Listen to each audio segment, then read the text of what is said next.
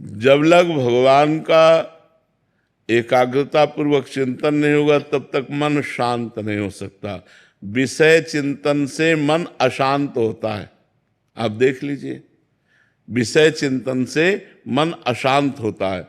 और जब हम विषयों का चिंतन करते हैं तो उनकी प्राप्ति की कामना होती है, और जब उनकी प्राप्ति की कामना पूर्ण हो जाती है तो लोभ होता है, जब उनकी प्राप्ति की कामना अपूर्ण होती है तो क्रोध होता है। लोभ और क्रोध दोनों भगवत स्मृति नहीं होने देते। स्मृति का नाश होते ही बुद्धि का पतन हो जाता है और बुद्धि संसार में रत हो जाती है। तो अशांति ही अशांति, और अशांतस्य कुतः सुखम। इसलिए हमारे मन में जो शांति की चाह है वो भोगों से पूर्ण नहीं हो सकती। भोगों के सानिध्य में मन अशांत होता है।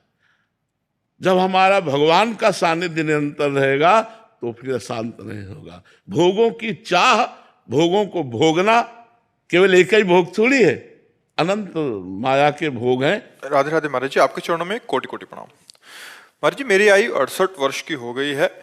मुझे मंत्र जाप करने की प्रेरणा आपसे प्राप्त हुई महाराज जी। महाराज जी, मंत्र जाप से वास्तविक में बहुत शांति मिलती है, लेकिन महाराज जी अपने इस जीवन काल तथा पूर्व जन्मों के संचित पाप कर्णों के कारण, इस जीवन में उत्पन्न समस्याओं के कारण मंत्र जाप के बीच में ही मन भटक जाता है तथा मंत्र जाप से हटकर जीवन की समस्याओं पर केंद्रित होने लगता है, जिससे मंत्र जाप में बार बार बाधा आती है। महाराज जी मार्गदर्शन करें कि इन समस्याओं के आवरण की उपस्थिति रहने के बावजूद भी बिना विचलित हुए हमें बार बार जहां मन जा रहा है वहां से हटाना होगा।